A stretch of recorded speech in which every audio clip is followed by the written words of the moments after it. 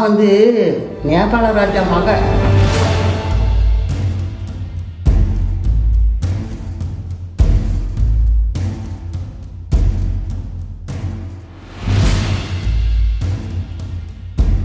அம்மா பேசும் வார்த்தைகள்.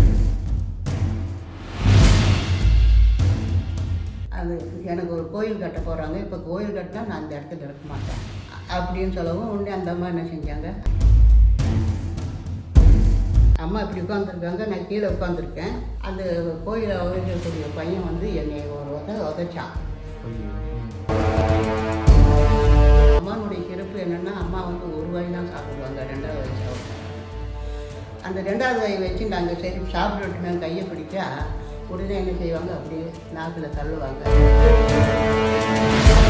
யாராவது டூரிஸ்ட் வந்தவங்க விட்டுட்டு போயிட்டாங்க பைக்கின்னு சொல்லி அப்படின்னு. அப்படி தான் இல்லை, அம்மா வந்து இந்த குடிச்சிக்குள்ள அந்த சங்கராக்கியம். அப்போ சரி அம்மா அவங்க படுத்துட்டு நான் இப்படி படுத்தேன். படுத்து சரி கண்ணு திறந்து பார்த்தேன், அம்மா எந்திரிச்சாங்க. நான் எந்திரிச்சு உட்காந்தேன். ஒரு செங்கல், இங்கே உள்ள செங்கல் மாதிரி இல்லை, பங்கெல்லாம் 1.5 பங்கு இருக்கும், ஒரு 3 அடி தான் இருக்கும். அங்கேருந்து வீசினாங்க. வீசினவுடனே முருகான்னு சத்தம் போட்டேன். மருத்துவர் மலையில் வந்து ஒரு வருஷம் இருந்தோம். அப்போ ஒரு குடும்பம் வந்தது. அம்மா வந்து ஓம் நமோ நாராயணா அப்படின்னாங்க. சூரசம்ஹாரம் நடக்குமா, நான் போக முடியலம்மா அப்படின்னு சொல்லும்போது அம்மா வந்து நகத்தில் அந்த செவத்தில் இப்படி கோடு போட்டாங்களாம், ரத்தம்.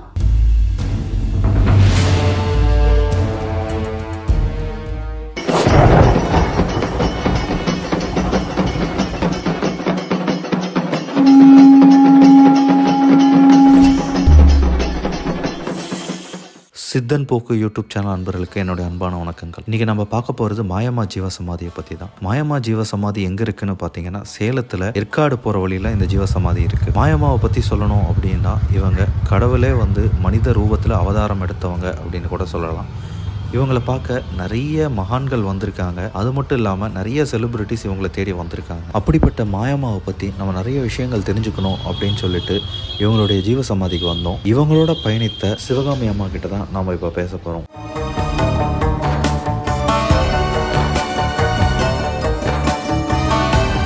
வணக்கம். சித்தன் போக்கு யூடியூப் சேனல்லேருந்து வந்திருக்கோம். அம்மாவுடைய ஜீவசமாதிக்கு ரொம்ப நாளாக வரணும்னு ஆசை. இன்றைக்கி தான் எனக்கு அதுக்கு நேரம் கிடச்சிருக்கு. உங்களை பார்க்குற பாக்கியமே எனக்கு கிடச்சிருக்கு. ஏன்னா நீங்கள் அம்மாவோட இருந்தவங்க. அம்மாவை பற்றி, அதாவது முதல்ல அம்மாவை நீங்கள் சந்தித்த அந்த தருணம் எப்படி இருக்கும், நீங்கள் அதை பற்றி சொன்னீங்கன்னா கொஞ்சம் நல்லா இருக்குங்க. நான் அம்மா கிட்ட போகும்போது முதல்ல மதுரைக்கு போயிட்டு அப்படியே திருச்செந்தூர் போயிட்டு அப்படியே கல்கத்தா போயிடலான்ட்டு இருந்தது. ஏன்னா நான் வந்து சாரதாமானுடைய பக்தை. அப்போ மதுரைக்கு போனேன், அங்கே நகை போடணும்னு தோணலை. திருச்செந்தூருக்கு போனேன், நகை போடணும்னு தோணலை. அப்போ திருச்செந்தூரில் ஒரு நாள் முழுவதும் நான் சாப்பிடாம போகிறேன். ஏன்னா நான் பெண் வந்து சின்ன வயசாக இருக்கிறதுனால, தனியாக போகிறதுனால நான் ஏதோ ஒரு பிஸ்கட்டு பழம் சாப்பிட்டேன். அப்போ திருச்செந்தூருக்கு போகும்போது நான் பஸ்ஸு விட்டு இறங்கி போகும்போது நான் உடுத்தின சீலையோடு தான் போயிடுறேன். கையில் 1000 ரூபா வச்சுருக்கேன், மற்ற 12 பவுன் நகை போட்டிருக்கேன். அதில் மதுரையில் 10 பவுன் நகை போட்டுட்டு திருச்செந்தூரில் 10 பவுன் நகை போட்டு கையில் மட்டும் பணம் வச்சுக்கலாம். கல்கத்தாவில் போனால் இந்த பணம் தேவைப்படும் அப்படின்னு அந்த பணத்தை மட்டும் கொண்டு போகலான்னு தான் நான் போனதை நினச்சி வந்தது. திருச்செந்தூருக்கு போன உடனே சாமி தரிசனம்லாம் பார்த்தேன். பார்த்த உடனே அங்கே மத்தியான நேரத்தில் ஒரு ஹோட்டலில் போய் சாப்பிட்டேன். சாப்பிட்டு வந்து பஸ் ஸ்டாண்டுக்கு வந்து நிற்கும் போது அப்போ தான் எனக்கு மனசை வந்து எங்கே போகிறது அப்படின்னு நினைக்கும்போது விவேகானந்தருக்கு. அப்போ அங்கே அந்த எண்ணெய்களில் போய் கால் வச்சுட்டு நாங்கள் கல்கத்தா போயிடலாம் அப்படின்னு நினச்சி தான் நான் கன்னியாகுமரிக்கு போனேன். ஆனால் போகும்போது எனக்கு அம்மாவை பற்றி முந்தையே தெரியும், கேள்விப்பட்டிருக்கேன். நான் போகும்போது வந்து ஏன்னா நான் வந்து சின்ன வயசாக இருக்கிறதுனால கூட்டமாக இருக்கிற பெண்கள் கூட நின்று தான் போவேன். அப்போ அவங்கெல்லாம் வந்து ராக்குக்கு போனாங்க, நானும் ராக்குக்கு போனேன். அப்போ 1 ரூபா ராக்கு. அப்போ ராக்கு எல்லாம் சுற்றி பார்த்துட்டு அந்த பியூனிட்ட கேட்டேன், இங்கே ஒரு அம்மா இருக்காங்களே, அது எங்கே இருக்காங்க அப்படி. அப்புறம் அந்த ஐயா சொன்னாங்க, இந்த கோயிலுக்கு பின்னாடி அப்படின்னாங்க. நான் நேராக கோயில் போய் கும்பிட்டுட்டு அம்மாட்ட போனேன். அம்மாட்ட போகும்போது அங்கே இந்த விநாயகர் கோவில் இருக்குது, இந்த சங்கமம் ஆடுற இடத்துல விநாயகர் கோவில் இருக்குது. அது பக்கத்தில் அம்மா உட்காந்துருந்தாங்க. நான் போய் பார்த்த உடனே, ஐயோ இது என்ன இந்த அம்மா முகத்தில் லட்சுமி கலையே இல்லையே அப்படின்ட்டு என்னுடைய மனசு நினைச்சது. சரி அப்படின்ட்டு நான் போய் உட்காந்துக்கிட்டேன். உட்காந்துட்டு இருக்கும்போது ஒரு சன்னியாசி அம்மா வந்தாங்க. சரி நம்ம கதையை அந்த அம்மாவட்டையா சொல்லலாம், நான் தனியாக வந்திருக்கேன் அப்படின்னு. அந்த சாய்வு கல் இருக்காங்க அங்கே போய் அப்படி நினைக்கும் போது நினச்சி இப்படி பார்க்குற அந்த அம்மாவை காணோம். மறைஞ்ச மாதிரி மறைஞ்சு போயிட்டாங்க.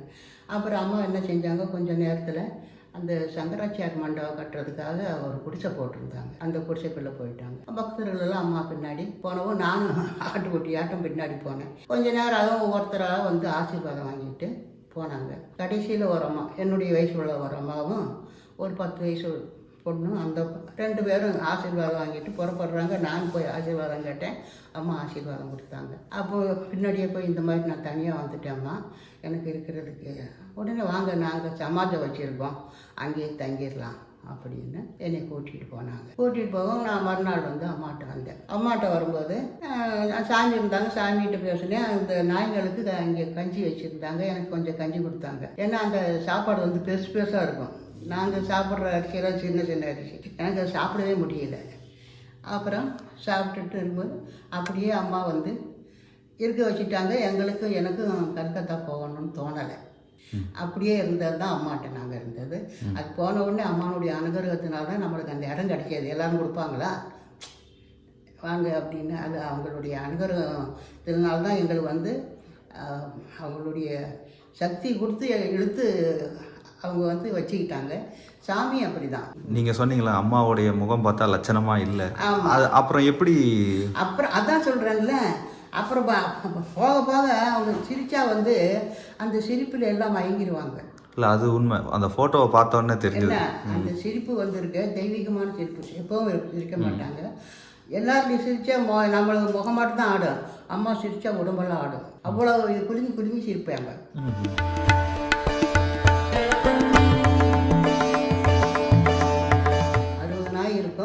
60 நாய் இருந்தாலும் அம்மா வந்து அந்த நாய்களுக்கெல்லாம் சாப்பாடு சரியில்லைன்னா உடனே ஹோட்டலுக்கு கூட்டிகிட்டு போவாங்க. ஹோட்டலுக்கு போனால் அந்த தட்டில் நிறைய இது வச்சுருப்பாங்க, வடை வச்சுருப்பாங்க, பூரி வச்சுருப்பாங்க, அப்படியே தூக்கி கொண்டு வந்து போடுவாங்க. அந்த முதலாளிகள்லாம் ஒன்றும் சொல்ல மாட்டாங்க. ஒரு நாளைக்கு 2-3 தடவை கூட போயிடுவாங்க. அப்போது அந்த முதலாளி என்ன செய்வாங்க, 2 கையில் கொடுத்துட்டு போதுமா அப்படிம்பாங்க. உடனே அம்மா என்ன செய்வாங்க, அவங்க இதெல்லாம் தடவி விட்டு உடனே ஒரு நல்லா கொஞ்சி விளையாடு அந்த தூக்கி போட்டுருவாங்க. ஆனால் நாய் வரும், ஆடு மாடு எல்லாம் கூட வரும். எல்லாத்துக்கும் கொடுப்பாங்க அம்மா. அம்மாவை பற்றி சொல்லணும், இப்போ வர்ற ஜீவசமாதி தேடல் உள்ளவங்களுக்கு அம்மா கதையை பற்றி தெரிஞ்சுக்கணும் அப்படின்னா சுருக்கமாக சொல்லணும்னா எப்படி சொல்லுவீங்கம்மா? கதை இல்லை உண்மை, அந்த அம்மாவுடைய அந்த பயணம் இருக்குது பார்த்தீங்களா, அதை நீங்கள் சொல்லணும் அப்படின்னா எப்படி சொல்லுவீங்க? ஏன்னா அம்மா கன்னியாகுமரியில் இருந்திருக்காங்க, ஆனால் இந்த இடத்துக்கு வந்து ஜீவசமாதி அடையணும் அப்படின்னா அதுக்கு ஒரு காரணம் இருக்கும். இங்கே உள்ள மக்கள் கொடுத்து வச்சிருக்கணும். ஏன்னா அம்மா கடலுக்கு போனால் வந்து இறங்கவே மாட்டாங்க, வரவே மாட்டாங்க. அந்த மாதிரி கடலில் விளையாடுவாங்க. அந்த கடல் பாசி, கடல் நண்டு இதெல்லாம் எடுத்துகிட்டு வந்து யாகம், எப்போ பார்த்தாலும் யாகம்தான். இன்னும் கடலில் இருப்பாங்க, இல்லைன்னா யாகம். கோயில் சுற்றி இருக்கிற குப்பை எல்லாம் எடுத்துகிட்டு வந்து, அது இல்லாமல் அந்த கோயிலில் வந்து விசேஷமான பூரா வாழை இது தான் கட்டுவாங்க. அந்த வாழை மட்டையை உரிச்சி போட்டு தான் யாகம். அந்த யாகம் முடிகிற வரைக்கும் அம்மா வந்து எதிர்க்க மாட்டாங்க. கடலுக்கு போனாலும் எங்களை கூட்டிகிட்டு போயிடுவாங்க. ஏன்னா எனக்கு தண்ணின்னா பயம். அவங்களுடைய சக்தியை கொடுத்து கூட்டிகிட்டு போகும்போது நம்மளுக்கு இப்போ இங்கே வந்து நினச்சா எனக்கு மாயாஜாலம் மாதிரி தெரியுது, நாம் எப்படி போனோம் அப்படின்னு. என்ன அந்த மாதிரி ஒரு இது உள்ளவங்க, அனுகிரகம் உள்ளவங்க. அதான் எப்படிம்மா சேலமுக்கு எப்படி வந்தாங்க அவங்க? சேலம் வந்துப்பா அந்த கதையை சொல்கிறேன். அது வந்து அந்த நான் சன்னியாசி அம்மான்னு பார்த்தேன்னு சொன்னேன்ல, அவங்க வந்து எனக்கு ஃப்ரெண்ட்ஸ் ஆகிட்டாங்க. அங்கே ஒரு ஆசிரமம் இருந்தது. அந்த மட்டும் அந்த அம்மா பேசுவாங்க. யார்கிட்டையும் அந்த என்ன தனியாக இருக்கும்போது அப்போல்லாம் கூட்டம் இல்லை. நாங்கள் போய் 2 வருஷமாக அம்மாட்ட கூட்டம் வரலை. ஏதோ கொஞ்சம் தான் பக்தர்கள் வருவாங்க, செய்வாங்க. அந்த மாதிரி அந்த அம்மாட்ட பேசுவாங்க. அப்போ அந்த அம்மா சொன்னாங்க, அது எனக்கு ஒரு கோயில் கட்ட போகிறாங்க, இப்போ கோயில் கட்டினா நான் அந்த இடத்துல இருக்க மாட்டேன் அப்படின்னு சொல்லவும் உடனே அந்த அம்மா என்ன செஞ்சாங்க, அந்த கோயில் கட்டுறவங்ககிட்ட இந்த மாதிரி கட்டாதீங்க, கட்டினா அம்மா இருக்க மாட்டாங்க அப்படின்னு எவ்வளவோ ஆதாடினாங்க. ஆனால் அது முடியலை. அவங்க கோயில் கட்டிட்டாங்க. அம்மா கிளம்பிட்டாங்க. ஏன்னா அம்மா முன்னாடியே அது தெரிஞ்சுதானே சொல்லியிருக்காங்க. என்ன சரி, எல்லாம் அவங்களுடைய அனுகிரகம் தான். என்ன அவங்களுடைய அனுகிரகம் எல்லாம் நடக்காது. இங்கே வந்து இந்த கொல்லப்பட்டியில் உள்ள மக்களுக்கு நன்மை செய்யணும்னு. அதான் சேலம் யாராவது கூட்டிட்டு வந்தாங்களா? இல்லை அவங்க இல்லை அம்மா வந்து நாங்களே கூட்டிட்டு வர முடியாது. அப்படிங்களா? அவங்களுடைய அனுமதி இல்லாமல் உடனே குத்து தான். அப்படிங்களா? அடிதான் ஆஹா. அப்பா அவங்க இது எல்லாமே வந்து அது எங்கள் சாமி செஞ்சால் கூட சாமி ஒரு தடவை செஞ்சிருவாங்க, அவங்களுக்கு மீறி செய்ய உடனே அடிதான். ஆமாம். அம்மா எந்த வயசுல ஜீவசமாதி அடைஞ்சு? அது வயசு சொல்ல முடியாதுப்பா, அப்படியா? மகான்களுக்கெல்லாம் வயசு சொல்ல முடியாது. என்ன இப்போ அம்மா வந்த காரணம் வேற, அங்கே வந்து கோயில் கட்டினாங்கல்ல, ஆமாம். அந்த கோயில் பிரச்சனையில் வந்து கோயில் அபகரிக்கணும்னு சொல்லி ஒரு சிலர் இது செஞ்சாங்க. அப்போ வந்து அந்த கோயில் அபகரிக்கணும்னா அம்மா அவங்க பிடிச்சாகணும், அம்மா அவங்க சொன்னபடி கேட்கணும். எங்கள் வீட்டுக்கு இருக்காங்கல்ல, அவங்க வாசம் கொண்டு போகிறதுக்காக என்னென்னமோ செஞ்சாங்க. எங்களுக்கு ரொம்ப இடையூறெல்லாம் கொடுத்தாலும் உடனே ஒரு நாள் இப்படி உட்காந்துருக்கேன், அம்மா இப்படி உட்காந்துருக்காங்க, நான் கீழே உட்காந்துருக்கேன். அந்த கோயிலை இருக்கக்கூடிய பையன் வந்து என்னை ஒரு உதைச்சான். ஐயோ. அந்த காது அவனுக்கு 30 வயசு இருக்கும், நான் வெறியோட வெறிமுடி எப்படி இருக்கும், அவன் உதைக்கிறான், அம்மா எனக்கு ஆசீர்வாதம் கொடுக்குறாங்க. அந்த மாதிரி அப்புறம் கோர்ட்டுக்கு போய் இதாகி அப்புறம் ஜட்ஜாக சொல்லிட்டாங்க. நான் 2 தடவை நான் அம்மாட்ட போகும்போது ராஜேந்திரம் தான் இருந்தது, அவங்களுக்கு தான் அம்மானுடைய உரிமை அப்படின்னு. எல்லா பொண்ணுக்கும் பொருளுக்கும் புகழுக்கும் ஆசைப்பட்டு செய்கிறாங்க. அம்மாட்ட வந்து அதெல்லாம் நடக்காதுப்பா. அம்மா வந்து காரியம் இல்லாமல் எதுவும் நடத்த மாட்டாங்க, எதெல்லாம் நல்லதுக்கு தான். அம்மாட்ட வந்து நாங்கள் இங்கே 14 வருஷம் இருந்தோம், இங்கே வந்து 6 வருஷத்துக்கு நாங்கள் சமாஜ் ஆகிட்டாங்க. அங்கே எப்போ பார்த்தாலும் வேலை கொடுப்பாங்களா, எங்களுக்கு வந்து இங்கே ஒன்றுமே தெரியாது. அம்மா சொல்கிறத நாங்கள் செய்வோம், ஆனால் அங்கே அம்மாட்ட இருக்கிற வரைக்கும் எங்களுக்கு மனசே ஓடுனதில்லை.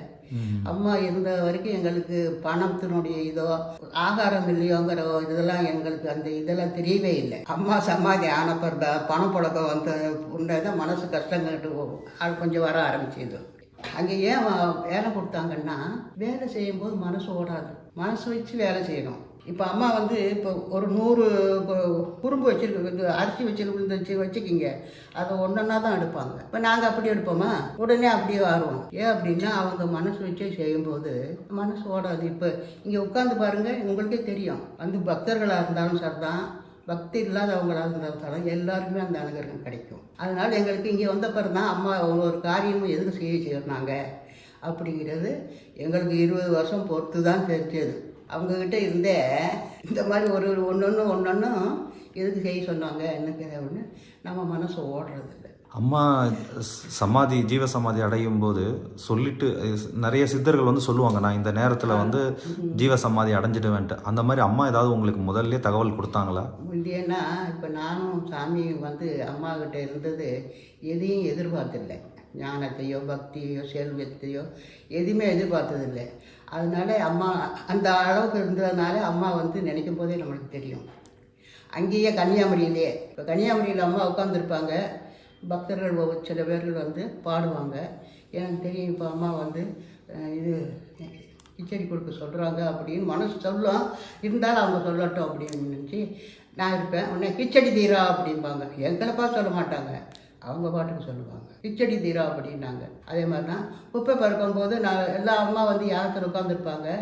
சரி இப்போ அம்மா வந்து குப்பை பறக்க சொல்கிறாங்க, மனசு தோணும், இல்லை அவங்களே சொல்லட்டும் அப்படின்னு நினைப்பேன். உடனே அம்மா எந்திரிச்சு கூட எடுத்துருவாங்க. அந்த மாதிரி அதை வந்து அந்த இதெல்லாம் நம்மளுக்கு அம்மானுடைய அனுகிரகம் இருந்திருக்கு. அதான் அந்த சமாதி அடையும் போது 3 மாதத்துக்கு முந்தையே அம்மா வந்து ஒரு வாய் சாப்பிட்றவங்க கூட அம்மா சாப்பாடு பண்ணிட்டாங்க. 1 ஸ்பூனு பால், 1 ஸ்பூனு இந்த ஜூஸு கொடுத்தா ஒரு 2 ஸ்பூன் கொடுப்பாங்க, அவ்வளோதான். ஆனால் அந்த அளவு இருந்தால் கூட அம்மா நடப்பாங்க. வந்து நைட்டு அம்மா வந்து அம்மானுடைய சிறப்பு என்னென்னா, அம்மா வந்து 1 வாய் தான் சாப்பிடுவாங்க, 2வது வாய் சாப்பிட மாட்டாங்க.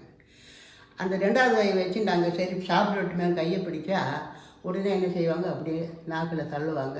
அதை பக்தர்களும் எடுப்பாங்க, நாயும் எடுக்கும், நாங்கள் எடுப்போம். என்ன அது மாதிரி தூங்கவும் மாட்டாங்க. அவங்க தூங்கும்போது இங்கே பாருங்கள், கொஞ்சம் நேரம் ஒரு 5 நிமிஷம் கூட தூங்க மாட்டாங்க. இங்கே நாங்கள் கட்டில் தூங்க வைப்போம்ல, ஒரு கால் அவங்க உட்காந்தாலும் படுத்தாலும் ஒரு கால் இடது காலை மடக்கி வலது காலை நீட்டி தான் உட்காருவாங்க. அவ்வளோ வயசானவங்க தானே, அந்த கால் இங்கே வந்துடும். நமக்கெல்லாம் அந்த இதாக எப்படி அந்த வந்துடும், அந்த மாதிரி தான். இப்போ அவங்க ஜீவசமாதி அடைஞ்சும் போது உங்களுக்கு ரொம்ப கஷ்டமாக இருந்திருக்கும்? அதெல்லாம் ஒன்றும் கஷ்டம் இல்லை, நான் அழுதேன். ஜீவசமாதி ஆகும்போது எங்கள் சாமி வந்து அம்மாவை தடையை கவனி அப்படின்னாங்க. உடனே தலையை கவனிக்கும் போது இந்த இது தலை பக்கத்தில் டக்கு டக்கு டக்கு டக்குன்னு சத்தம் கேட்டது. அவங்க ஜீவனை வந்து அவங்க ஏற்றி நிப்பாட்டிடுவாங்க. இப்போ நம்மளுக்கெல்லாம் வெளியே போயிடும். அவங்க வந்து அதனால தான் அவங்க சிறப்பு. அவங்க ஜீவனோடு தான் இங்கே இருக்காங்க. அவங்க இல்லாமல் இல்லை. அவங்க நினச்சா என்ன வேணாலும் செய்யலாம், எங்கே வேணாலும் போகலாம். அப்புறம் எனக்கு அதை மட்டும் சொல்லிட்டாங்க. என்னடா நான் அதை மட்டும் கேட்டுட்டு கம்முன்னு இருந்தேன். ஒரு வருஷம் பொறுத்து நான் இந்த அம்மா உதவி செஞ்சவங்க வீட்டுக்கு நான் அடிக்கடி போவேன். கிருஷ்ணா வீட்டுக்குன்னு சொல்லி அங்கே சேலத்தில். அப்போ ராமகிருஷ்ணன் உபதேச மஞ்சரி நான் போனால் ஏதாவது புக்கு படிப்பேன். அப்போ அதில் போட்டிருந்தது மகான்களெல்லாம் ஏற்றி நிப்பாட்டிக்குவாங்க. அது வந்து எல்லாருக்கும் காட்டி கொடுப்போம் காட்டாங்க. நாங்கள் எதையும் எதிர்பார்க்காததுனால நம்மளுக்கு காட்டி கொடுப்போம். அது வந்து எல்லாருக்கும் தூக்கத்துக்கு கொண்டு போயிடுவாங்களாம். கேள்விப்பட்டிருக்கோம், பெரியவங்க சொல்லி தான் கேள்விப்பட்டிருக்கோம். நம்மளுக்கு காட்டி கொடுத்தாங்க. இன்னும் நம்மக்கிட்ட அம்மா கூட தான் இருக்காங்க. நம்மளுக்கு எந்த ஒரு கவலையும் இல்லை. இப்போ நான் 20 வருஷமாக தனியாக தான் இருக்கேன். எங்கள் பையங்க வந்தால் ஏதோ 15 நாளைக்கு ஒரு தடவை வருவாங்க, ஒரு நாள் இருப்பாங்க, 2 நாள் போயிடுவாங்க. எங்கள் சாமி வந்து 13 வருஷமாக எங்கள் மகளோட தான் இருந்தாங்க. மகளை கல்யாணம் செஞ்சு கொடுத்தோம். அவள் வந்து அவளுடைய பாதுகாப்புக்காக நான் அங்கே இருக்கிறேன் அப்படின்னு சொல்லி அங்கே இருந்தாங்க. சரி அப்படின்னு நான் விட்டுட்டேன். அவங்களோட மனசு எப்படியோ அவங்க சந்தோஷமாக யார் மாதிரி எல்லா மனசு வந்து இது சஞ்சலப்படுற மாதிரி நடக்கக்கூடாது. அவங்களுடைய இது சந்தோஷம்தான் நம்மளுடைய சந்தோஷம். நானும் ஒன்றும் சொல்லலை. மற்ற மகான்கள் இவங்க வாழும்போது மற்ற மகான்கள் இருப்பாங்கல்ல, அவங்களுடைய தொடர்பு ஏதாவது இருந்ததா அந்த நேரத்தில்? இது பூண்டி மகான் இருக்காங்கல்ல, ஆமாங்கம்மா, அவங்க சிஷியர்கிட்ட பூண்டி மகான் சொல்லுவாங்களாம்.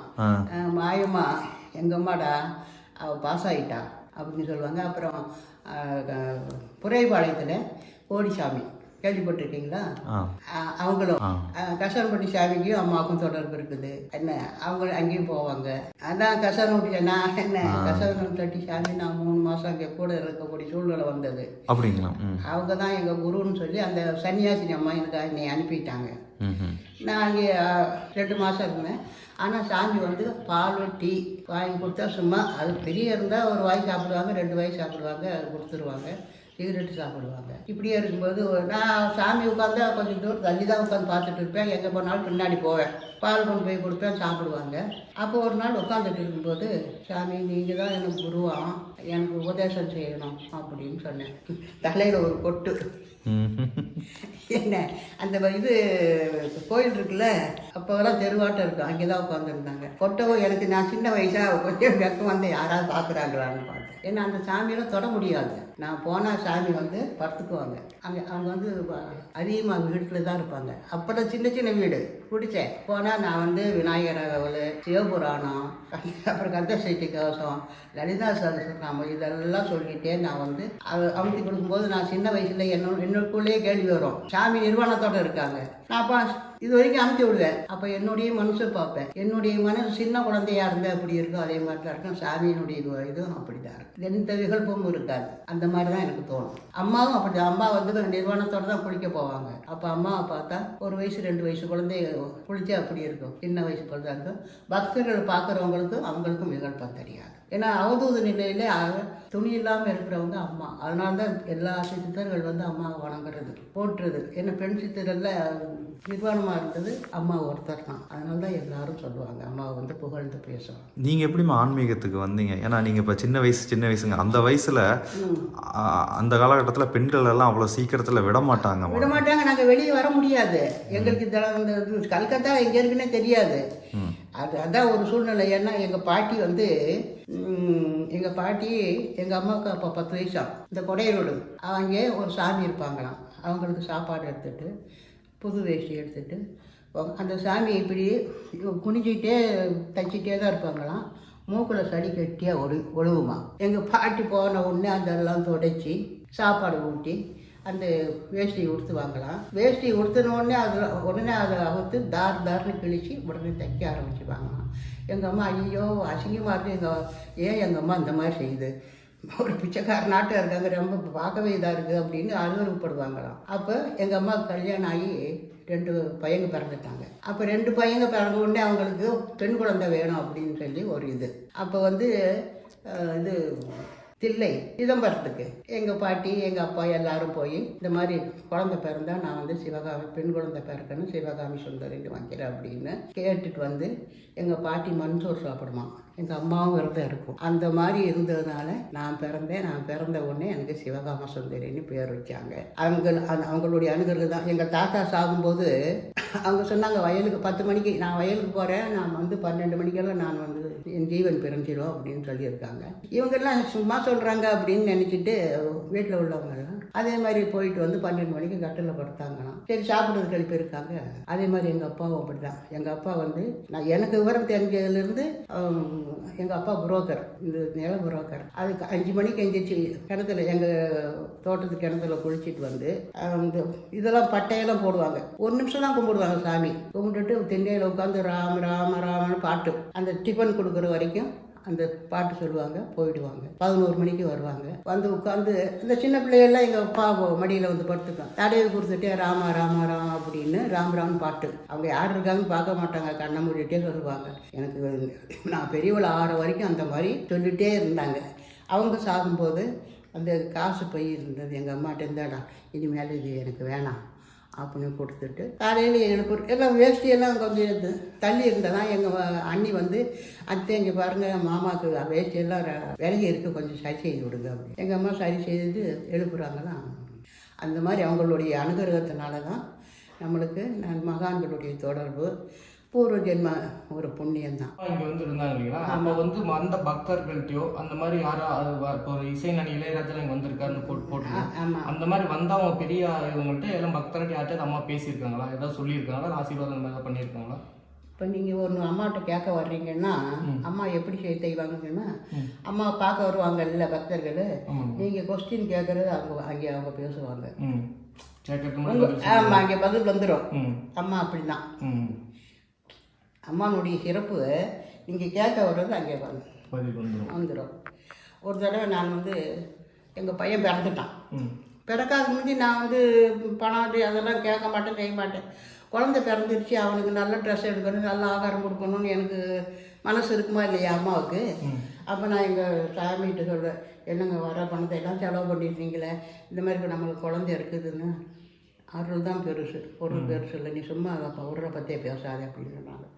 ஒரு நாள் நான் அம்மாட்ட பையனை தூக்கிட்டு கொண்டு போய் இந்த மாதிரி வாசப்படி இருக்குது, அம்மா ரூம்பு, அந்த இதில் உட்காந்துருக்காங்க. எங்கள் சாமி இருக்காங்க, இன்னொரு சாமி இது கேரளத்துலேருந்து வந்திருக்காங்க. அவங்க வந்து இரும்பு சாமான் விற்று பிழைக்கக்கூடியவங்க, கல்யாணம் ஆகாதவங்க. அந்த வேஷ்டியே வந்து நெருப்பில் போட்டால் கூட வேகாது, அந்த மாதிரி அந்த சாமி இருக்காங்க. என்னம்மா இந்த மாதிரி சொல்கிறாங்களே, எனக்கு பொருளும் வேணுமான்னு தோணுதேம்மா அப்படின்னு சொல்லும்போது ஒன்று எங்கள் சாமி, அந்த சாமிகிட்ட ஒரு 50 ரூபா கொடுங்க சாமி அப்படின்னாங்க. அவங்க பெல்ட்டு போட்டிருந்தாங்க, பெல்ட்டிலேருந்து எடுத்து கொடுத்தாங்க. பொருள் முக்கியம் என்ன, அருளும் முக்கியம் பொருளும் முக்கியம் என்ன, 2 இருந்தால் தான் அது செய்ய முடியும். இப்போ என்கிட்ட அருள் இருக்குது அப்படின்னு வந்து நான் மகான்கிட்ட ஒரு கடையில் போய் டீ கொடுக்கணுன்னா கொடுப்போம் நான் காசு இல்லாமல். என்ன சொல்கிறீங்க? இப்போ அம்மாவே தவம் செய்யும்போது கடையில் போய் வெத்தலை கேட்டால் அவ்வளோ வெத்தலை தான் கொடுப்பாங்களாம். அம்மா வந்து நேபாள ராஜா மக என்ன, அந்த அம்மாவே வந்து அந்த சன்னியாசி அம்மாட்ட சொல்லியிருக்காங்க, நேபாள ராஜா மக. நான் இவ்வளோ நாள் சொல்கிறது இல்லை, இப்போ நான் சொல்ல ஆரம்பிச்சிட்டேன். என்ன, நிறைய பேர் நிறைய சாதுக்கள் தெரியும் நாங்கள் சொல்கிறாங்க. அந்த மாதிரி அந்த சன்னியாசி அம்மாட்ட சொல்கிறாங்க, நான் என்ன நான் நேபாள ராஜா மக இந்த அந்த சொல்லவும் என்கிட்டையும் சொன்னாங்க. அவங்க அம்மா வந்து சிம்மாசனத்தில் உட்காரக்கூடியவங்க, மக்களுக்காக தவம் செய்கிறது பாருங்க. வெட்ட வெளியில் மழையிலையும் வெயில்லையும் காற்று, அது கடற்கரையில் இருக்க முடியுமா? அது பெண்ணு.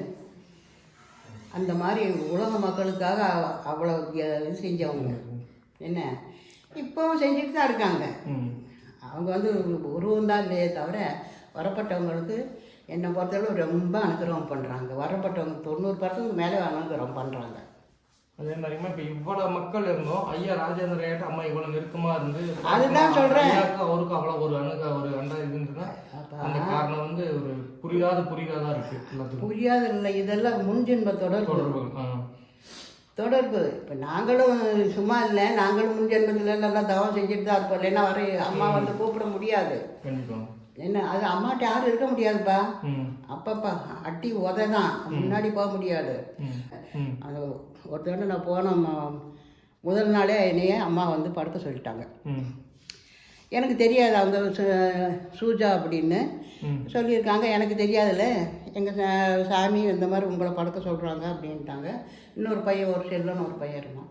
ஆமாம் உங்களுக்கு படுக்க சொல்லி, எனக்கு சாமி சொல்கிற மேலே நம்பிக்கை இல்லை எனக்கு.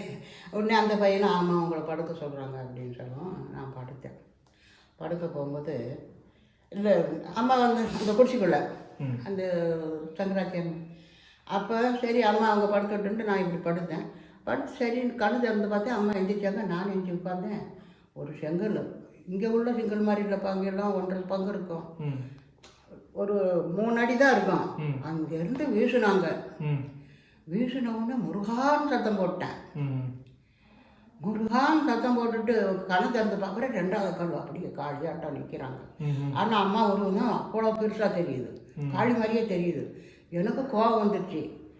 என்னம்மா என்ன நானே அடி வாங்கி வந்து நூலாக அறுந்துருக்கேன், நீ தானே படுக்க சொன்னேன், ஏன் அடிக்கிற அப்படின்னு சொல்லவும் அம்மா அப்படியே கையில் கீழே போட்டு அப்படியே வெளியே வந்து உட்காந்து வெத்தலை வாக்கு போகலாம். அது மாதிரி நான் மகான்களுக்கெல்லாம் பயப்பட மாட்டேன். என்னுடைய இது ஏன்னா நான் எனக்கு இதுன்னா உன்னை கேட்டுருவேன். எனக்கு அந்த மாதிரி ஒரு சாபம் கொடுத்தாலும் பரவாயில்லை அப்படின்ட்டுருவேன் நான். இந்த கலியுக காலம் முடிவு காலம்னு வரப்போகுது. இப்போ நம்ம காலம், இந்த காலத்தில் சித்தர்கள் ஏதாவது உங்களுக்கு உணர்த்திட்டு போயிருக்காங்க, இந்த அம்மா ஏதாவது சொல்லிட்டு போயிருக்காங்க, இந்த கலிகாலத்து மக்களுக்கு ஏதாவது சொல்லுங்க அப்படின்னு. இங்கே பாருப்பா, நாங்கள் அம்மாட்ட எதுவுமே கேட்குறது இல்லை. நம்மளுக்கு என்னவா அம்மானுடைய சேவை. இப்போ அம்மா இருக்கும்போது அதை செஞ்சோம். இப்போ வந்து நம்ம கோயிலுக்கு போனால் பக்தர்கள் இருந்தால் பூ எடுத்து கொடுப்பேன். அந்த விளக்கு குப்பை இருந்தால் எடுப்பேன். ஏன்னா என்னால் முடிஞ்ச அளவுக்கு சேவை. காலையில் விளக்கு போடுவேன், விநாயகருக்கு விளக்கு போடுவேன். அந்த அளவுக்கு அந்த சேவை வந்து என்னுடைய இதை நான் என்னை சித்திக்க தான் நான் பார்ப்பேன். என்னுள்ளே நிறைய இருக்குல்ல, அதை போக்கணும்ல. ஒருத்தர் திருத்த முடியாதுப்பா. திருடனாய் பார்த்து திருடாத விட்டால் திருத்தை. அது மாதிரி அவங்கவுங்க இது உங்களுக்கு பசுந்தா நீங்கள் சாப்பிட்டா தான் பகிர் நிறையும். நாங்கள் சொன்னாமல் நீங்கள் கேட்க மாட்டீங்க. மகான்களெல்லாம் ஏன் பேசாமல் இருக்கிறது? அவங்க சொன்னது கேட்கல யாரும், அதனால தான் அப்படி. என்ன சொன்னால் யாரும் கேட்க மாட்டாங்க. இப்போ அவங்க பேச ஆரம்பிச்சா நீங்கள் ஒன்று கேட்க வருவீங்க. இப்போ கேட்டீங்கல்ல 2 ஆகும், 5 ஆகும், 10 ஆகும், அப்புறம் 60 ஆகும் மாதிரி ஆகிடும். அதனால தான் அவங்க வந்து அவங்க தெரிஞ்சு தெரியாது போல இருக்கிறது காலம். எங்கம்மா நீங்கள் அம்மா வந்து நேபாளில் இருந்துருந்தாங்க, ஏன்னா அவங்க பாணி அப்படின்னு சொன்னாங்க. அப்போ கண்டிப்பாக வந்து ஒரு நம்ம ஊராக இருக்காது அப்படிங்கிறது தான் நான் புரிஞ்சுக்கிட்டேன். அம்மா எல்லா பாஷையும் பேசுவாங்க. அப்படிங்களா? ஆமாம். இங்கே பாருங்க, இப்போ தான் இன்னைக்கு தான் நான் எழுதி வச்சேன். என்ன அம்மா பேசுகிற எல்லாம் ஒருத்தர் அம்மா வந்து பேச மாட்டாங்க அப்படின்னு நினச்சாங்க. அம்மா வந்து பேசக்கூடிய பாஷை என்ன சில குறிப்புகள் எழுதி வச்சிருக்கேன். அம்மா சொன்னதெல்லாம் எழுதி வரேன்.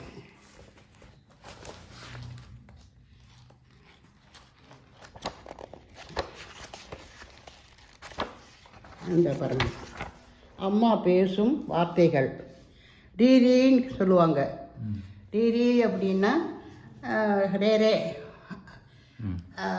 அது குத்தாவுக்கு தூது தீரா, குத்தாவுக்கு தூது தீரா. ஆவு பண்ணி, ஆவு பண்ணினா நான் வந்து ஏதாவது கேட்டால் ஆவு பண்ணின்னு சொல்லுவாங்க. ஆமாம் மகள், அது நான் நினச்சிட்டு ஆமாம் மகள் என்ன, அதுக்கு அர்த்தம் தெரியாது. நானாக வந்து அது நானாக நினச்சிக்கிட்டது. அப்புறம் கிச்சடி தீரா. அப்புறம் கதாயி. ஒரு நாள் நானும் அம்மாவும் உட்காந்துட்டு இருந்தோம். எங்கள் சாமி வந்து இதுக்கு போயிட்டாங்க, நாகர்கோயிலுக்கு. அம்மாவை பார்த்துக்கண்ணேன். உடனே அம்மா வந்து கையை வச்சு கதாயி அப்படின்னாங்க. உடனே சரி அம்மா வந்து சொல்கிறாங்க அப்படின்ட்டு நான் சொன்னேன். அப்புறம் மச்சிலிக்காரா, மச்சிலி. அம்மாவுக்கு மீன் வந்து அதான் தவம் செய்யும்போது மீன் தான் சாப்பிட்டது, அதனால் மச்சிலி. அப்புறம் நாங்கள் மருத்துவார் மலையில் வந்து ஒரு வருஷம் இருந்தோம். அப்போ ஒரு குடும்பம் வந்தது. அம்மா வந்து ஓம் நமோ நாராயணா அப்படின்னாங்க. ஓம் நமோ நாராயணா அப்படின்னு. அதே மாதிரி அம்மா பாட்டு பாடியிருக்காங்க, 2 பாட்டு. ஒரு பாட்டு வந்து கைலாசவாசா மகாதேவா சங்கரா சிவசங்கரா. எங்கள் சாமியை அம்மா முன்னாடி இதை பாடிட்டே இருப்பாங்க. ஒரு நாள் நாங்கள் உட்காந்துருக்கோம், அந்த அப்படியே குயில் மாதிரி பாடுறாங்க. அப்புறம் எங்கள் பாப்பா இங்கே வந்து தான் பிறந்தான். அப்போ அம்மா இங்கே உட்காந்துருக்காங்க, நான் அம்மா தலையை செய்விட்டு இருக்கேன். எங்கள் பொண்ணு தொட்டியில் தூங்குது, அழுகுது. அழுகும்போது பாபா சுரகரா ஜெய் ஜெய் பாபா சுரகரா இந்த மாதிரி பாடினாங்க. எங்களுக்கு இந்த ஹிந்தி தெரியாத, இங்கே இந்த சேட்டுமாருங்க இந்த விறகு கடை வச்சுருக்காங்க எல்லாம் டிப்போ, அவங்க வருவாங்க. அந்த பொம்பளைகள்லாம் இந்த மாதிரி மகான்களுக்கெல்லாம் அவங்களுக்கு ரொம்ப பிரிய தினம் வருவாங்க. அப்போ அவங்கக்கிட்ட கேட்டோம் அந்த மாதிரி அம்மா பாடினாங்கன்னு சொல்லும்போது, அழுகாதே பாப்பா தூங்குன்னு அர்த்தம் குழந்தைக்கு. அதனால் நம்ம அப்புறம் சாரதா காலேஜிலிருந்து அம்மா பாருங்க வருவாங்க சாயங்கால நேரத்தில் ஞாயிற்றுக்கிழமை. அப்போ அவங்கெல்லாம் வந்து இங்கிலீஷில் பேசுவாங்க. அவங்க பேசும்போது அவங்க ஒரு வார்த்தை 2 வார்த்தை இங்கிலீஷில் அவங்க பேசணும்னு சொல்லுவாங்க. அம்மா நேபாளிலேருந்து வந்தாங்கன்னு சொல்கிறீங்களம்மா, அம்மாவை தேடி யாராவது அவங்க குடும்பத்தினர் யாராவது? அதெல்லாம் வர முடியாது. அது வந்து ஏன் சொல்கிறேன்னா, அவங்க வரும்போது உருவம் மாறிடும்.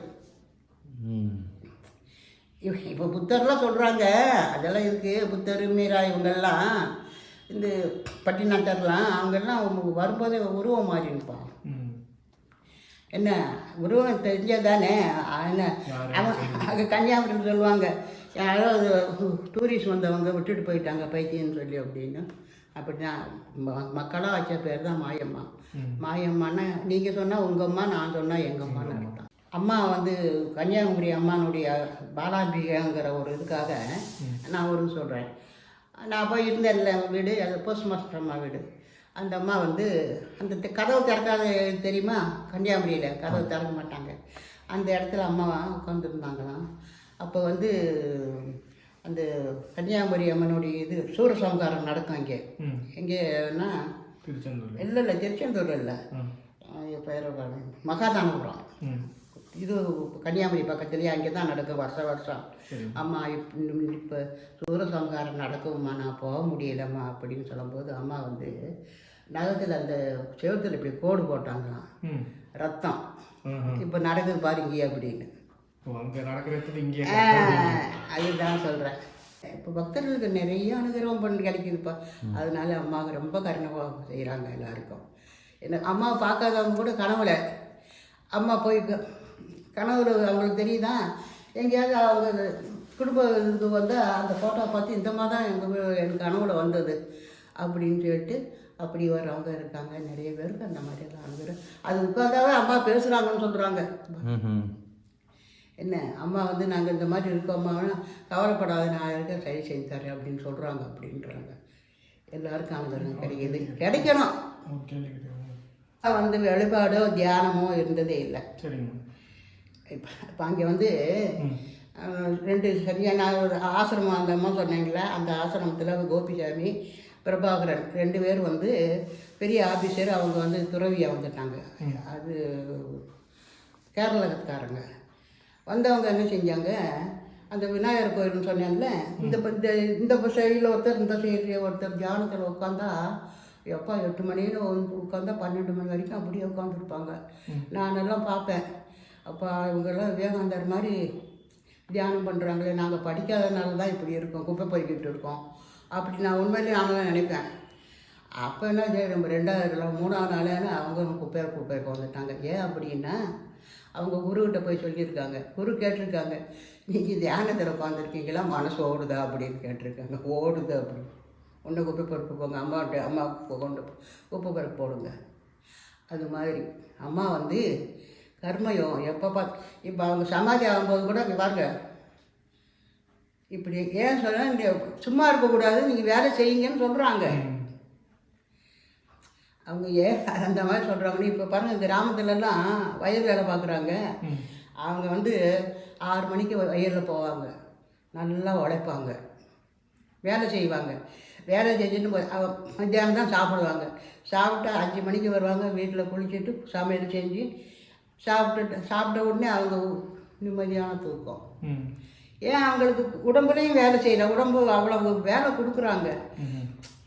உடம்பு வேலை செய்யும் போதுப்பா மனசு ஓடாது. அது அவங்க மகான்கள் காட்டுற. இப்போ இங்கே ஒரு மகான் இருக்காங்க இங்கே மல்லூரில், போய் பாருங்க. அவங்க இந்த துண்டு பிடியெல்லாம் எடுத்து இதாட்டம் கும்பியல் போடுவாங்க. அந்த இது சோடா மூடியெல்லாம் எடுத்து அவங்க ஏதாவது அந்த மாதிரி வேண்டாத வேலை தான் செய்வாங்க. பார்த்தா பைத்தியக்காரி மட்டும்தான் தெரியும். அது மாதிரி வேலை செஞ்சால் நம்மளுக்கு மனசோடாது. வேலை செய்யும்போது நம்மளுக்கு நல்லா பசிக்கும், சாப்பிட்ட உடனே தூக்கம். வேலை செய்யும்போது மனசு உடம்பு இதாகிருக்குல்ல, நல்ல அழுப்பு வந்துருக்குல்ல. அப்போ சாப்பிடும்போது கூட ருசி தெரியும். இப்போ எல்லாம் சாப்பிட்றவங்க ருசியோட என்ன அந்த மாதிரி அது நல்லா ருசி தெரியும். நல்லா உழைக்கும் போது ருசி தெரியும். அது சாப்பிட்ட உடனே தூக்கம். இப்போ அம்மா சொல்கிறது வந்து நீங்கள் நல்லா வேலை செய்யுங்க, நல்லா சாப்பிடுங்க, நல்லா தூங்குங்க, மற்றதை நான் பார்த்துக்கிறேன். ஆனால் இந்த சாமியை போய் வழிபடுங்க அம்மா இன்னைக்கு சொன்னதில்லை. அம்மா வந்து அதுதான் சொல்கிறேன், கண்ணை மூடுனாவே போச்சு. இப்போ நான் இங்கே வந்தப்புறம் எங்கள் சாமி மேலே நான் மேலே போய் நம்ம பாட்டு தியானம் பண்ணலாம் அப்படின்னு தியானத்தில் உட்காருவேன். உட்காந்து கொஞ்ச நேரத்தில் ஒரு தட்டு, உன் கடமையை செய்ய அப்படின்னு. கண்டிப்பாக கண்ணை மூடவே விடாது. அதனால் இப்போ நாங்கள் ஏதாவது செஞ்சுட்டு தான் இருப்பேன். இப்போ எனக்கு 76 வயசு ஆகுது. நான் அப்போ இருந்து இப்போ வரைக்கும் எனக்கு வேலைக்காரி இல்லை. எங்கள் குழந்தைங்க வந்தாலும் அவங்களுக்கு செஞ்சு தான் போடுவேன். நானும் செஞ்சு சாப்பிட்றேன். அம்மாவுக்கு செஞ்ச பக்தர்கள் வருவாங்க, அவங்களுக்கு நான், ஏன்னா அதை நான் மறக்க மாட்டேன். அம்மாவுக்கு திரும்ப செஞ்சாலும் அவங்க வந்தால் நான் நல்ல முறையில் கவனித்து தான் அனுப்புவேன். அது மாதிரி அம்மா வந்து ரொம்ப கருணை உள்ளவங்க. அவங்கள நினச்சாவே போதும், அவங்களுக்கு ஒன்றும் செய்ய வேண்டியதில்லை. அதான் ஒரு அம்மா வந்து நாகர்கோயிலேருந்து செல்லம்மான்னு வருவாங்க ஞாயிற்றுக்கிழமை. அப்போ அம்மா நான் வந்து உனக்கு வழிபடுறதுக்கு பூஜைக்கு வைக்கிறது கூட எனக்கு பிரசாதம் வைக்கிறது கூட காசு இல்லைம்மா அப்படின்னு கேட்டாங்க. அப்போ அம்மா என்ன சொல்கிறாங்க, பானி வெறும் தண்ணி வச்சு பூஜை பண்ணு, அது போதும். இப்போ ஒருத்தர் வெள்ளை வை, துளசி வை நல்லா சொல்லுவாங்க. அம்மா வந்து வெறும் தண்ணி வை. அது எனக்கு ஒரு மனசுல பட்டது என்னன்னா, அம்மா கன்னியாகுமரின்னு இருந்தாங்க. இங்க சேலத்தை ஏன் அவங்க தேர்வு பண்ணா எனக்கு ஒரு மைண்ட்ல படுதுன்னா, இங்க வந்து இந்த 18 சித்தர்கள் அந்த கஞ்சமலை, இந்த மலை, பொதிகை மலை, அகத்திரு, சீசர்கள் அந்த மாதிரி இருக்கிறனால, அம்மா வந்து சித்தர் முறையில இருக்கிறதுனால அவங்க இங்க வந்து ஜீவசமாதான அவங்களுக்குள்ள ஏதாவது உள்ளுணர்வு தோண்டி இருக்குமா? அது நான் சொல்றது, இங்க வந்து கொல்லப்பட்டியில் உள்ளவங்கெல்லாம் இங்கே ஒரு மகான் இருந்திருக்காங்க. அதனால தான் இங்கே சமாதி வைக்கும்போது உட்கார வச்சு தான் சமாதி வைப்பாங்க. எல்லாரும் படுக்க வைப்பாங்கல்ல, இந்த ஊரில் அந்த மகான்கள் சொல்லி கொடுத்ததுனால இங்கே உட்கார வச்சு தான் சமாதி வைப்பாங்க. அவங்க வந்து மகான்கள் ஒரு இடத்துல இருக்காங்கன்னா அந்த மாதிரி வேணும் ஜனங்களை திருத்துறதுக்கு தான் இருப்பாங்க. இப்போ நிறைய மகான்கள் பூரா ஒரு காடு மேடில் தான் இருப்பாங்க. நான் என்ன அந்த மாதிரி உள்ளவங்க, ஏன்னா படித்தவங்களுக்கு படிப்பு வேண்டியது இல்லையே. அது மாதிரி அவங்க வந்து அது இல்லாமல் இந்த ஏரியா வந்து தண்ணி இல்லாத ஏரியா. அரசாங்கத்திலே தண்ணி இல்லைன்னு அப்புறம் அம்மா வந்த பிறகு தான் நாங்கள் போர் போட்டோம். நாங்களும் ரொம்ப சிரமப்பட்டோம். இந்த மாருதி ஏக்கரில் போய் தண்ணி எடுப்போம். இங்கே ஒரே ஒரு கிணறு, தண்ணி இருக்காது. 15 வீடு ஒவ்வொருத்தராக வரிசையாக பாதி மணல் பாதி தான் வரும். இந்த மாதிரியெல்லாம் இருந்தது. அதுக்கு தான் நாங்கள் தண்ணி இல்லாதனால தான் நாங்கள் இளையராஜா வீட்டுக்கு கூட கம்பத்துக்கு போய் ஒரு 10 நாள் இருந்துட்டு வந்தோம். இவங்க தான் வந்து இதுக்கிட்ட விழுங்க என்ன, இவங்க சித்தா டாக்டர். அப்படிங்களா? அது இல்லை சொல்கிறேன். சாமி வீட்டுக்கு எத்தனை வருஷம் வரீங்க? 1997. எங்கள் சாமிகிட்ட எங்கிட்ட வந்து அதிகமாக பேச மாட்டாங்க யாரும். அங்கே என்ன நான் வாங்கன்னு கேட்பேன், அவ்வளோதான். அப்புறம் சாமி சமாதி ஆனதுலேருந்து இப்போ இவங்க தான் எனக்கு மாவாட்டி கொடுக்குறது, மாவு கொண்டாந்து கொடுக்குறது, இதெல்லாம் உதவி செய்கிறாங்க. அவங்க வீட்டில் என்ன டிஃபன் செய்கிறாங்களோ கொண்டாந்து கொடுப்பாங்க. அம்மா, சித்தன் போக்கு யூடியூப் சேனல்லேருந்து வந்திருக்கோம். நம்ம சித்தர்களை ஜீவசமாதிகளை தான் தேடி போயிட்டுருக்கோம். மகான்கள், அதாவது இங்கே இருக்கிற சேலத்துலேயே நிறையா பேர்த்துக்கு வந்து ஜீவசமாதினா என்னன்னு தெரியாது, மாயம்மானா என்னன்னு தெரியாது. ஆனால் எங்கேயோ இருந்தெல்லாம் இங்கே வராங்க. உங்களை அந்த மாதிரி ஏதோ ஒரு இதுதான் இங்கே இழுத்துட்டு வந்திருக்கோம். நீங்களும் அப்படி தான் ஒரு காலத்தில் இருந்திருப்பீங்க, ஜீவசமாதினா என்னன்னு தெரியாமல். அப்போ எது உங்களை வந்து இங்கே உள்ளே கூட்டிகிட்டு வந்திருக்கு? அம்மாவுடைய தேடல் எங்கேயாவது ஒரு இடத்துல உங்களை பாதிச்சிருக்கோம். கண்டிப்பாக அது சொல்லுங்கம்மா. அதாவது நான் வந்து ஒரு சித்த மருத்துவங்கிறதுல நான் ரொம்ப பெருமையாக சொல்லிக்கிறேன். இந்த சித்த மருத்துவத்தினுடைய போக்கு என்ன அப்படிங்கிறது நான் அந்த சித்த மருத்துவம் படித்ததுனால நான் தெரிஞ்சுக்கிட்டேன். இப்போ சித்தர்கள் ஜீவசமாதியை நோக்கி நம்ம ஏன் போகணுன்னா, அந்த உருவம், அருவம், அருவுருவம் அப்படின்னு 3 இருக்குது. நம்ம முதலுக்கு நம்ம யார் அப்படின்னு தெரிஞ்சுக்கிறதுக்கு நமக்கு ஒரு உருவம் தேவைப்படுது. அப்புறம் அந்த உருவத்தில் நம்ம கவனத்தை நம்ம திருப்புறோம். அப்போ பார்த்திங்கன்னா அந்த உருவம் அல்லாதது நமக்குள்ளார ஒன்று இருக்குது. அதை நோக்கி நம்ம கொஞ்சம் போகிறோம், உள்நோக்கி போகிறோம். அது போகும்பொழுது பார்த்திங்கன்னா இந்த பிரபஞ்சமே நமக்குள்ளார இருக்குது. அதுதான் கடவுள். அதை நமக்கு உணர்த்துறதுக்காக நாம் சித்தர்களுடைய குரு, அவங்க தான் நம்மளோட குரு. அவங்களுடைய ஆசீர்வாதம் இருந்தால் தான் நம்ம சரியான வழியில் போகிறோமா இல்லையா, நம்மளை நோக்கி நம்ம பார்க்குறோமா இல்லையா, நம்ம யார், எதுக்காக இங்கே வந்திருக்கோம், நம்ம நேர் வழியில் போகிறோமா இல்லையா அப்படிங்கிறத நம்ம கோவிலில் போய் தேடி அங்கேருந்து நம்ம கொஞ்சம் உணர்ந்து அதுக்கு பிறகு நம்ம ஜீவசமாதி நோக்கி வரோம். ஜீவசமாதிங்கிறது அவங்க கடவுளை நோக்கி அதை பார்த்தவங்க, அதை அனுபவித்தவங்க, பிரபஞ்சம்னா என்ன அந்த சக்தியை உணர்ந்தவங்க, அவங்களே பிரபஞ்சமாக மாறினவங்க. அவங்க நம்ம மக்களை நல்வழிப்படுத்தணுங்கிறதுக்காக தான் அவங்க தன்னுடைய ஜீவனை அவங்க விருப்பப்படி விடலாம், உள்நோக்கிக்கலாம், வெளியே விடலாம், உள்நோக்கிக்கலாம். அந்த தேடல் அவங்க உலகத்தை நோக்கி தேடி தனக்குள்ளாரையும் கொண்டு வந்துடுவாங்க. அவங்க விருப்பப்பட்டு எப்போ அந்த ஜீவனை வெளியே விடணும், அது மக்களுக்கு யாராருக்கு அது சக்தியை கொடுத்து அவங்கள மேன்மைப்படுத்தணும் அப்படிங்கிறதுல இருக்கிறதுனால தான் கடவுளுங்கிறது முக்தி அடைஞ்ச ஜீவன் முக்தி அப்படி அடைஞ்ச ஜீவசமாதியை நோக்கி நம்ம போனோம்னா நம்மளுக்குள்ளார இருக்கிற பிரபஞ்ச சக்தி என்ன, அதை நம்ம எப்படி அனுபவிக்கிறது. நம்ம நினைக்கிறோம் அந்த வெளியில் இருக்கிறது எல்லாத்தையும் தான் நம்மளோட தேவைகள்னு நினைக்கிறோம். அது கிடையாது. நம்ம பக்தினா என்ன, அதை எப்படி தேடுறது, நம்ம எப்படி நேர்மையாக கடவுளை சந்திக்கிறது, அந்த சக்தி எப்படி நாம் அனுபவிச்சுக்கிறது, அதை தெரியணுன்னா கண்டிப்பாக ஜீவசமாதியை நோக்கி நம்ம வந்தால் தான் குரு நமக்கு சொல்லித்தருவாங்க. அது ஒவ்வொருத்தருக்குமே ஒரு இடத்துல அவங்க உணர்ந்தே ஆகணும். ஒரு ஜீவனுமே உணர்ந்தாகணும். எந்த ஜீவனுக்குமே அந்த ஜீவன் ஒன்று உள்ளே இருக்கும் பொழுது அவங்களுக்குன்னு ஒரு குரு இருப்பாங்க. அதை நோக்கி அவங்க போவாங்க. அதை உணர்ந்தால் தான் நம்மளால் மேன்மை அடைய முடியும். இதில் முக்கியமாக இந்த மனித பிறப்பு, அதுக்காக தான் நமக்கு கடவுள் இந்த மனித பிறவியை கொடுத்துருக்குறாரு. இதில் ஆண் பெண் வித்தியாசமெல்லாம் ஒன்றும் கிடையாது. யார் உணர்கிறாங்களோ அவங்க குரு மூலம் கடவுளை காணலாம்.